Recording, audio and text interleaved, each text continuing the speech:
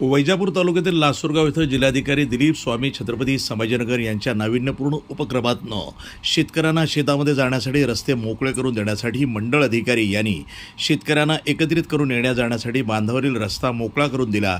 यावेळी शेतकऱ्यांची या ठिकाणी मोठ्या संख्येनं उपस्थिती होती।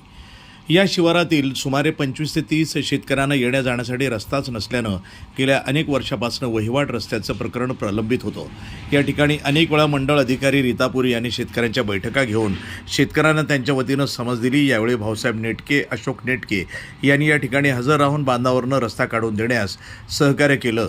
या रस्त्यासाठी गेल्या 25 ते 30 वर्षापासून या रस्त्याचा वाद जिल्हाधिकारी, कमिशनर असे अनेक ठिकाणी पाठपुरावा केला। यावेळी मंडल अधिकारी यांच्या मार्गदर्शनाखाली अशोक नळे, बबन हजारे, पोलीस पाटील बाबासाहेब हरिश्चंद्रे हा रस्ता JCB लावून मोकळा करण्यात आला। यावेळी समीर देशमुख, रामहरी कवार, सोपान नेटके, विष्णू वाकळे, गणेश वंजारे, साईनाथ हरिश्चंद्र, सागर जानराव या सर्व शेतकऱ्यांच्या वतीनं मंडळ अधिकारी यांचे आभार व्यक्त करण्यात आले।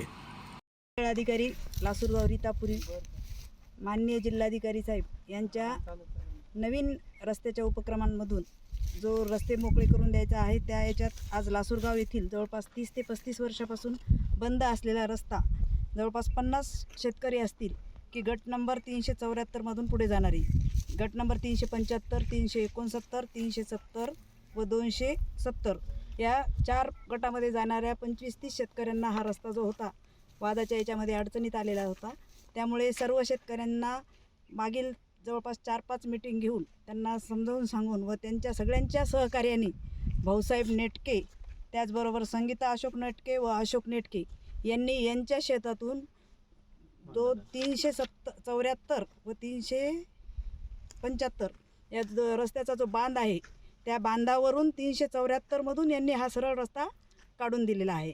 त्यामुळं सर्व शेतकऱ्यांच्या वतीने मी भाऊसाहेब नेटके तसंच अशोक नेटके व संगीताताई नेटके यांचेही आभार मानते, कारण यांनी आमचा मान राखून शब्दाला किंमत देऊन आज हा रस्ता मोकळा करण्यासाठी स्वतःहून हजर राहिल्या।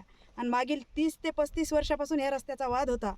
माननीय उपविभागीय अधिकारी, त्याचबरोबर जिल्हाधिकारी साहेब, कमिशनर साहेबांचे पत्र प्रत्येक ठिकाणी त्यांनी पाठपुरावा केलेला होता। परंतु यावेळेस जिल्हाधिकारी साहेबांनी जे रस्त्याच्या बाबत नोटिफिकेशन काढलेलं होतं त्या नोटिफिकेशननुसार आज हा रस्ता इथं सर्व शेतकऱ्यांना मोकळा करून देण्यात आला। प्रतिनिधी रमेश नेटके, छत्रपती संभाजीनगर, NTV न्यूज मराठी।